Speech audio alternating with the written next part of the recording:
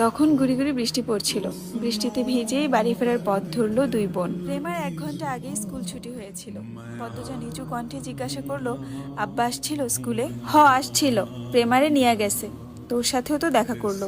পদ্মজার গলাটা করুণ শোনালো। পূর্ণার মন খারাপ হয়। আব্বা কেন তার ভালো আপারে ভালোবাসে না? পূর্ণা, পড়ে যাবি, সাবধানে হাঁট। পদ্মজা সাবধান বাণী দিতে দিতে পূর্ণা ধাপাস করে কাদামাটিতে পড়ে গেল। পদ্মজা আঁতকে উঠল। পূর্ণার পা নিমেষেই ব্যথায় টনটন করে উঠল। পদ্মজা পূর্ণাকে তোলার চেষ্টা করে, কিন্তু পূর্ণা পদ্মজাকে আঁকড়ে ধরেও উঠতে পারছে না। পূর্ণা পদ্মজাকে কাঁদো কাঁদো হয়ে বলল, আপা, পাটা ভেঙে গেছে মনে হয়। কি ব্যথা করছে? মুচকেছে বোধ হয়, ঠিক হয়ে যাবে। ওঠার চেষ্টা কর, আমার গলা ধরে ওঠার চেষ্টা কর। গ্রামের পথ, গুড়ি গুড়ি বৃষ্টি, পথে কেউ নেই। গৃহস্থরা ভাত ঘুম দিয়েছে। সামনে বিল, থই থই জল। তার পাশে ক্ষেত, ডানে বামে কাদামাটির পথ, পিছনে ঝোপঝাড়। পদ্মজা সাহায্য করার মতো আশেপাশে কাউকে দেখতে পেল না। পূর্ণা পা সোজা করার শক্তি পাচ্ছে না। পায়ে প্রচণ্ড ব্যথা, ঠোঁট কামড়ে কাঁদছে। পদ্মজা না পারছে পূর্ণাকে তুলতে, আর না পারছে পূর্ণার কান্না সহ্য করতে। সে মনে মনে আল্লাহর কাছে সাহায্য প্রার্থনা করল। পদ্মজার উৎসাহে পূর্ণা পাকে শক্ত করে পায়ের পাতা মাটিতে ফেলল। সাথে সাথে শরীর ব্যথায় বিজলি চমকালো। আপারে, পারছি না, আমার পা শেষ, মরে যাব আমি। এসব বলিস না, পায়ের ব্যথায় কেউ মরে না। আহত পা ফুলে 2 ইঞ্চি উঁচু হয়ে গেছে। তা দেখে আতঙ্কে পদ্মজার চোখ মুখ নীল হয়ে যাচ্ছে। তার কান্না পাচ্ছে খুব। পদ্মজা পূর্ণার পায়ে আলতো করে চাপ দিতেই পূর্ণা চেঁচিয়ে উঠল, একটু সাবধানে হাঁটলে কি হতো? ইস, এখন কত কষ্ট হচ্ছে। আপা, পা ব্যথায় খেয়ে নিচ্ছে। পদ্মজা খুব কাছে পায়ের শব্দ পেল। চৌকিতে চোখ তুলে তাকালো ক্ষেতের দিকে। মুহূর্তেই ঠোঁটে হাসি ফুটে উঠল। পদ্মজা পূর্ণাকে বলল, পূর্ণা, আম্মা আসছে। হেমলতাকে দেখে পূর্ণার কলিজায় পানি এলো। মনে হলো মাকে দেখেই ব্যথা অনেকটা কমে গেছে। হেমলতা ছুটে আসেন, পূর্ণার মাথায় হাত বুলিয়ে বলেন, কিছু হয়নি, এসব সামান্য ব্যাপার। এরপর পদ্মজাকে বললেন, তুই বইগুলো নে। হেমলতা এদিকে তার সেলাই করা কাপড় দিতে এসেছিলেন, যার কাপড় সে অসুস্থ বলে নিতে যেতে পারেনি। বাড়িতেও কোনো কাজে মন টিকছিল না, তাই ছাতা নিয়ে বেরিয়ে পড়েন। ঘরে চুপচাপ বসে থাকার চেয়ে একটা মানুষকে সাহায্য করা ভালো। ফেরার পথে দেখতে পেলেন 2টো মেয়েকে, আর একটা মেয়ে পথে বসে আছে। আরেকটা মেয়ে পাশে দাঁড়িয়ে আছে বিপদগ্রস্ত অবস্থায়। মেয়ে দুটোকে চিনতে পেরে তার বুক কেঁপে উঠল। পথ দিয়ে আসলে দেরি হবে, তাই ক্ষেতের রাস্তা ধরলেন। পূর্ণা ব্যথায় যেন নিঃশ্বাস নেওয়ার শক্তি পাচ্ছে না। একটা ভ্যান পেলে খুব উপকার হতো। 2 মিনিটের মাথায় ভ্যানের দেখা মিলল। অনেক দূরে ভ্যানের অবস্থান। ভ্যানে চিত্রা এবং লিখন শাহ সহ আরো 2 জন শুটিংয়ের লোক ছিল। তারা মাতবর বাড়ি গিয়েছিল। যখন ভ্যানের অবস্থান কাছাকাছি, তখন চিত্রা পদ্মজা আর তার মা আর বোনকে দেখল। উদ্বিগ্নতা নিয়ে ভ্যান থামাতে বলল। লিখনের নজরে ব্যাপারটা আসতে সে তাড়াহুড়ো করে ভ্যান থেকে নেমে পড়ল। চিত্রা আগে আগে ভ্যান থেকে নেমে যায়। চোখে মুখে আতঙ্ক নিয়ে বলল, পূর্ণার কি হয়েছে? পদ্মজা বলল, কাদায় পড়ে পা মচকে গেছে। হেমলতা চিত্রা, পদ্মজা এবং পূর্ণাকে ভ্যানে তুলে দিয়ে ভ্যান ছেড়ে দিল। লিখন সহ বাকি 2 জন সহকর্মীকে নিয়ে বাড়ি হেঁটে ফিরবে। পা ব্যথা অনেকটা কম লাগছে। 2টি বালিশের উপর পা রাখা পূর্ণার। ব্রেস নেই বিধায় ব্রেসের মতো কাপড় বেঁধে দিয়েছেন হেমলতা। মুখে তুলে খাইয়ে দিলেন, আর বললেন, এবার খুশি? স্কুলে যেতে হবে না, কাজ করতে হবে না, সকালে উঠে পড়তেও বসতে হবে না। এবার খুশি তো? পূর্ণা রাজ্যের দুঃখ নিয়ে বলল, সবই ঠিক আছে, কিন্তু এখন আমি টিভি দেখতে যাব কি করে? কোনো সাড়া না পেয়ে পূর্ণা বুঝতে পারল সে মুখ ফুসকে ভুল জায়গায় ভুল কথা বলে ফেলেছে। সে বিব্রত হয়ে উঠল, তারপর ঢোক গিলল। এরপর কাচুমুচু হয়ে মিয়ে যাওয়া গলায় বলল, মোটেও খুশি হইনি। বিকেলে মগা এসে জানালো মুন্নার বাপ খুন হয়েছে। কথাটি শোনা মাত্র সাথে সাথে যেন উপস্থিত সকলের মাথায় বজ্রপাত পড়ল। পঙ্গু, ভিক্ষুক, অসহায় মানুষটিকে কে মারল? এমন মানুষেরও শত্রু থাকে? এমনই শত্রু যে একদম মেরেই ফেলল? হেমলতা শ্বাসরুদ্ধকর কণ্ঠে প্রশ্ন ছুড়লেন, কখন? মগা বলল, দুপুরের কথা। দুপুর 2টো কি 3টায় গ্রামবাসী জানতে পারল তার মৃত্যুর কথা। আস্তে আস্তে সব গ্রামে খবর যাচ্ছে, লাশ নোয়াপাড়ার ধান খেতে পাওয়া গেছে। মুন্নার আত্মীয় বলতে কেউ নেই। দূরসম্পর্কে যারা আছে তারা মুন্নার দায়িত্ব নিতে চাইল না। মাতবর মুন্নার ভার নিতে চেয়েছিলেন, কিন্তু মুন্না পদ্মজাদের বাড়িতে থাকতে চায়। হেমলতা সানন্দে নিয়ে আসলেন মুন্নাকে। এখন থেকে মুন্না এই বাড়ির ছেলে। পদ্মজা পূর্ণা খুব খুশি হলো। খুশি হলো না প্রেমা? মুন্না প্রেমা সমবয়সী। প্রেমা ভাবলো প্রেমার ভালোবাসাটুকু মুন্না কেড়ে নিবে। হেমলতা ব্যাপারটা বুঝতে পেরেছে। তারপর পদ্মজাকে বলল, প্রেমা মুন্নাকে পছন্দ করছে না। দুজনের মধ্যে সখ্যতা তৈরি করে দিস, যাতে একজন আরেকজনকে আপন ভেবে নেয়। পদ্মজা আশ্বস্ত করে বলল, চিন্তা করো না আম্মা, কয়দিনে মিশে যাবে দুজন। পূর্ণা পা ব্যথায় ঘুমাতে পারছে না। প্রেমা মুন্না ঘুমে। মুন্না খুব কেঁদেছে। তারপর সে ক্লান্তি নিয়ে বেভোরে ঘুমাচ্ছে। রাত তো কম হলো না। পূর্ণা মা বোনের বৈঠক দেখে বলল, আম্মা, মুন্নার একটা নতুন নাম রাখা উচিত। কেন?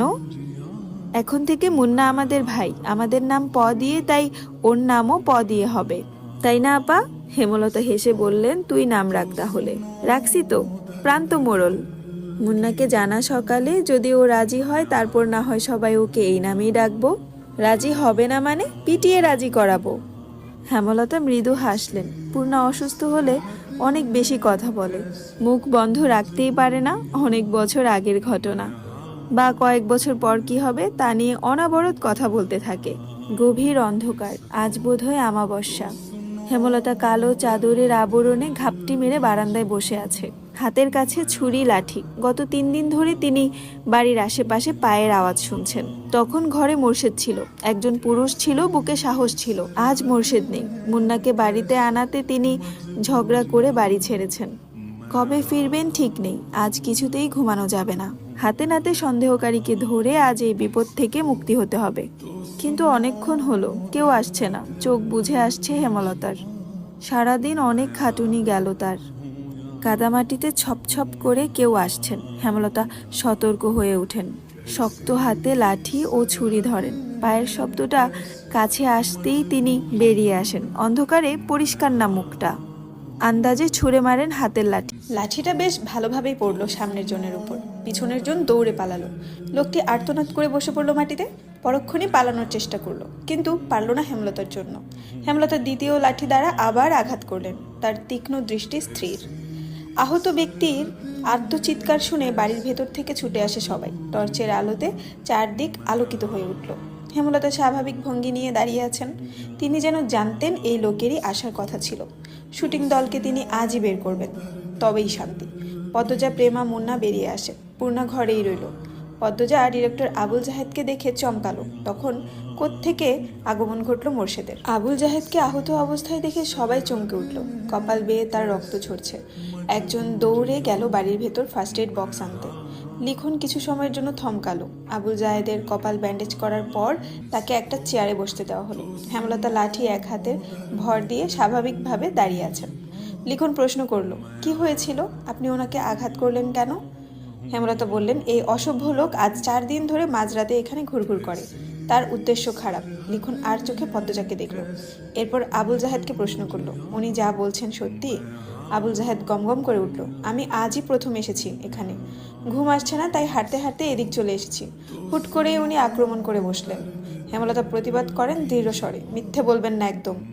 আবুল জাহেদ কিছুতেই তার উদ্দেশ্য স্বীকার করল না। তর্কে তর্কে ভোরের আলো ফুটল। হেমলতা কঠিন জানিয়ে দিয়েছেন আজই এই বাড়ি ছাড়তে হবে। হেমলতার সিদ্ধান্ত শুনে দলটির মধ্যে আতঙ্ক ছড়িয়ে পড়ল। তীরে এসে নৌকা ডুবাতে কিভাবে দেয়া যায়? সিনেমার শেষ অংশটুকু বাকি। শর্ত অনুযায়ী আরও 10 দিন আছে। দলের একজন বয়স্ক অভিনেতা এই সিদ্ধান্তের প্রতিবাদ করল।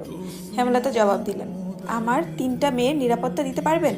একটা পুরুষ মানুষ রাতের আধারে যুবতী মেয়েদের ঘরের পাশ দিয়ে ঘুরঘুর করবে কেন? কিসের ভিত্তিতে? হেমলতা সবাইকে এড়িয়ে লাহারি ঘরে ঢুকেন। এদের সাথে তর্ক করে শুধুই সময় নষ্ট হবে। আবুল জাহেদের ধূর্ত চাহনি তার নজরে এসেছে বারংবার।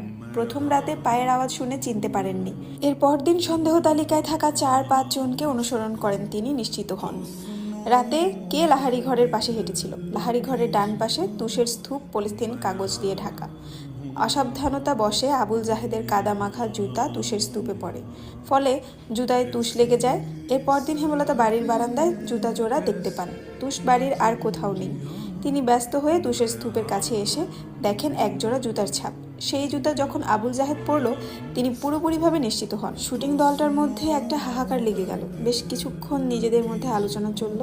এরপর সবাই মোর্শেদকে ধরল। বিনিময়ে তারা আরও টাকা দিতে রাজি। হেমলতার ধমকের ভারে তখন চুপ হয়ে গেল। টাকার কথা শুনে মোর্শেদ চোখ দুটি জলজল করে উঠল। ঘরে এসে হেমলতার সাথে ঝগড়া লাগিয়ে দিলেন। হেমলতা কিছুতেই রাজি হননি। শেষ অবধি তিনি নিজের সিদ্ধান্তে অনড় থাকতে পারলেন না। দলের কিছু ভালো মানুষের অনুরোধ ফেলতে গিয়ে তিনি অসুস্থ বোধ করছিলেন। 10 দিনের বদলে 5 দিনের সময় দেন। হেমলতা স্বস্তিতে নিঃশ্বাস ফেলেন। ভাগ্যিস কোনো ঘটনা ঘটার আগে ব্যাপারটা খোলাসা হয়েছে। বেশ গরম পড়ছে আজ। মুন্নাকে পাশে নিয়ে পদ্মজা পাটিতে বসে আছে। মনোযোগ দিয়ে মুন্নাকে শিখাচ্ছে কাকে কি ডাকতে হবে। আমায় ডাকবি বড় আপা, পূর্ণাকে ডাকবি ছোট আপা, আর প্রেমা তো তোর সমান, তাই প্রেমা ডাকবি। দুজন মিলেমিশে থাকবি, বুঝছিস? হ, বুঝছি। আম্মাকে তুইও আম্মা ডাকবি। আমাদের আম্মা আব্বা আজ থেকে তোরও আম্মা আব্বা, বুঝছিস? মুন্না বিজ্ঞস্বরে বলল, হ, বুঝছি। হেমলতা রান্না থেকে উঠে আসেন। মুন্নাকে বলেন, শুদ্ধ ভাষায় কথা বলবি। তোর পদ্ম আপা যেভাবে কথা বলে। কই আমনে? পদ্মজা বলল, কই আমনে না, বল। আচ্ছা বলবো। মুন্না বাধ্যের মতো হেসে বলল, আচ্ছা বলবো। হেমলতা হেসে চলে যান। পূর্ণা রুম থেকে মুন্নাকে ডাকলো, মুন্না রে। হ সুডু আপা। পদ্মজা মুন্নার গালে আলতো করে থাপ্পড় দিয়ে বলল, বল। জি ছোট আপা। মুন্না পদ্মজার মতো করেই বলল, জি ছোট আপা। পদ্মজা হাসলো। পূর্ণা মৃদু হেসে বলল, তোর নাম পাল্টাতে হবে। আমি তোর নতুন নাম লিখেছি। ক্যারে নাম পাল্টাইতাম ক্যারে? পদ্মজা কিছু বলার আগেই মুন্না প্রশ্ন করলো, আচ্ছা এই কথাটা কেমনে কইতাম? পদ্মজা হেসে কপাল চাপড়ে, এই ছেলে তো আঞ্চলিক ভাষায় বুঁদ হয়ে আছে। পূর্ণা বলল, তুই এখন আমাদের ভাই, আমাদের নামের সাথে মিলিয়ে তোর নাম রাখা উচিত। কি উচিত না? মুন্না দাঁত কেলিয়ে হেসে সায় দিল, হ, এজন্যই তোর নাম পাল্টাতে হবে। আজ থেকে তোর নাম প্রান্ত মোড়ল। সবাইকে বলবি, এটা মনে থাকবে। হ, মনে রাখাম। বল, আচ্ছা মনে রাখবো। আচ্ছা মনে রাখবো। দুপুর গড়াতেই হাজেরা আসলো। সাথে নিয়ে এসেছে বানোয়াট, গল্প আর বিলাপ। ইশারা ইঙ্গিতে সে লাউ চাইছে। মোর্শেদ গতকাল সব লাউ বাজারে তুলেছেন। গাছে আর একটা লাউ ছিল। ঘরে চিংড়ি মাছ আছে। প্রান্ত লাউ দিয়ে চিংড়ি খাবে বলে ইচ্ছে প্রকাশ করেছে। হেমলতা হাসি মুখে শেষ লাউটা নিয়ে এসেছেন। এখন আবার হাজেরাও চাই। কেউ কিছু চাইলে হাতে থাকা সত্ত্বেও হেমলতা ফিরিয়ে দেননি, আজও দিলেন না। তিনি হাজেরাকে হাসি মুখে লাউ দিয়ে দিলেন। হাজেরা সন্তুষ্টি প্রকাশ করে চলে গেলেন। পদ্মজা মায়ের দিকে অসহায় চোখে তাকায়। প্রান্ত এই বাড়িতে এসে প্রথম যা চাইল তাই পেল না। মনের ওপর নেতিবাচক প্রভাব পড়বে না তো? হেমলতা পদ্মজার দৃষ্টি বুঝেও কিছু বললেন না। প্রান্তকে ডেকে কোলে বসান। ছেলেটাকে দেখতে বেশ লাগছে। দুপুরে তিনি গোসল করিয়েছেন। মনে হয়েছে কোনো ময়লার স্তূপ পরিষ্কার করা হচ্ছে। জন্মদাতার মৃত্যু প্রান্তের উপর বিন্দুমাত্র প্রভাব ফেলল না। এজন্য কেউই অবাক হয়নি। ভাবছিল শুধু রাতেই একসাথে দেখা হতো বা থাকা হতো। অনেক রাত প্রান্ত একা থেকেছে। এইটুকু ছেলে কত রাত ভয় নিয়ে কাটিয়েছে। হেমলতা আদুরে কণ্ঠে বললেন, একটা গল্প শোনাই, শুনবি? শোনাও। পদ্মজা প্রান্তের ভাষার ভুল ধরিয়ে দিল। শোনাও না, বল শোনাও আম্মা। প্রান্ত মাথা কাত করে এরপর হেমলতাকে বলল, শোনাও আম্মা। আম্মা ডাকটা শুনে হেমলতার বুক বিশুদ্ধ ভালো লাগায় ছেয়ে গেল। তিনি কণ্ঠে ভালোবাসা ঢেলে বললেন, আমাদের একদিন মরতে হবে, জানিস তো? হ। জান্নাত জাহান্নামের কথা কখনো কেউ বলেছে? প্রান্ত মাথা দুই পাশে নাড়ালো। কেউ শোনায়নি। হেমলতা এমনটা সন্দেহ করেছিলেন। প্রান্ত এ সম্পর্কে জানে না। তিনি ধৈর্য নিয়ে সুন্দর করে জান্নাত জাহান্নামের বর্ণনা দিলেন। জান্নাতের বর্ণনা শুনে প্রান্তের চোখ দুটি জলজল করে উঠল। প্রশ্ন করলো হাজারটা। হেমলতাকে জানায় সে জান্নাতে যেতে চায়, জাহান্নামে যেতে চায় না। হেমলতা বলেন, আচ্ছা এখন গল্পটা বলি, মন দিয়ে শুনবি। প্রান্ত মাথা কাত করে হ্যাঁ সূচক সম্মতি দিল। হেমলতা বলতে শুরু করেন, একজন মহিলা একা থাকতো বাড়িতে। না, দুটো ছেলে মেয়েও আছে, খুব ছোট ছোট, খুব অভাব তাদের। ছোট একটা জায়গায় মাটির ঘরের সামনে শখ করে একটা লাউ চারা লাগায়। লাউ গাছটা বড় হয়, লাউ পাতা হয়। এই লাউ পাতা দিয়ে দিন চলে তার। কখনো সিদ্ধ করে খায়, নুন মরিচ পেলে শাক রেঁধে খায়। তো একদিন একজন ভিক্ষুক মহিলা আসলো। ভিক্ষুক মহিলাটি খায় না 2 দিন ধরে। লাউ গাছে লাউ পাতা দেখে খেতে ইচ্ছে করছে। লাউ গাছের মালিক যে মহিলাটি, তাকে ভিক্ষুক বলে লাউ পাতা দিয়ে রেঁধে খাবে। খুব অনুনয় করে বলে। মহিলাটির মায়া হয়। ভিক্ষুক মহিলাটিকে কথা শোনাতে শোনাতে কয়েকটা লাউ পাতা ছিঁড়ে দেয়। তার কয়েকদিন পর লাউ গাছের মালিক যিনি, তিনি মারা গেলেন। গ্রামবাসী সহ মসজিদের ইমাম মিলে দাফন কাফন করেন। বুঝছিস তো প্রান্ত? হ। প্রান্ত মনোযোগ দিয়ে শুনছে। সে খুবই মনোযোগী শ্রোতা। হেমলতা বাকিটা শুরু করলেন। গ্রামের ইমাম একদিন স্বপ্ন দেখলেন, যেই মহিলাটিকে তিনি দাফন করেছেন তার চারপাশে আগুন দাউ দাউ করে জ্বলছে, কিন্তু তার গায়ে আজ অবধি লাগছে না। মহিলাটিকে ঘিরে রেখেছে লাউ পাতা, যার কারণে আগুন ছুঁতে পারছে না। ওই যে তিনি একজন ভিক্ষুককে নিজের একবেলা খাবারের লাউ পাতা দান করেছিলেন, সেই লাউ পাতা তাকে কবরের শাস্তি থেকে বাঁচাচ্ছে। জাহান্নাম থেকে বাঁচতে আমাদেরকে অনেক ইবাদত করা উচিত, তার মধ্যে একটি হলো দান। সামর্থ্য অনুযায়ী দান করা উচিত, কাউকে ফিরিয়ে দেওয়া উচিত না। বোঝা গেছে? বুঝছি, আমিও দান করবাম। করবি, অনেক বড় হবি জীবনে, আর অনেক দান খয়রাত করবি। আচ্ছা প্রান্ত, এখন যদি বলি কোনো অভাবী এসে বলে তোর লাউটা দিতে, তুই কি করবি? প্রান্ত গম্ভীর হয়ে ভাবে, এরপর বলল, দিয়া দিয়াম। আচ্ছা, একটু আগে একটা মহিলা আসছিল না, দেখছিস তো? দেখছি। সে খুব গরিব, বাড়িতে বাচ্চা আছে ছোট, এসে বলল লাউ দিতে, তাই তোর লাউটা দিয়ে দিয়েছি। এজন্য কি তোর মন খারাপ হবে? লাউটা তুমি দিছো, তাইলে তোমারে আগুন থেক্কা বাঁচাইবো লাউডা? লাউটা আমি দিলেও তোর জন্য ছিল, তুই এখন খুশি মনে মেনে নিলে লাউটা তোকে আগুন থেকে বাঁচাবে। হেমলতার কথায় প্রান্ত খুশি হয় খুব। পরপরই মুখ গম্ভীর করে প্রশ্ন করলো, একটা লাউ কেমনে বাঁচাইবো আমারে? প্রান্তর নিষ্পাপ কণ্ঠে প্রশ্নটা শুনে হেমলতা, পদ্মজা, পূর্ণা হেসে উঠল। পদ্মজা বলল, কয়টা পাতা অনেকগুলো হয়ে মহিলাটিকে বাঁচিয়েছিল, তেমন একটা লাউ অনেকগুলো হয়ে তোকে বাঁচাবে।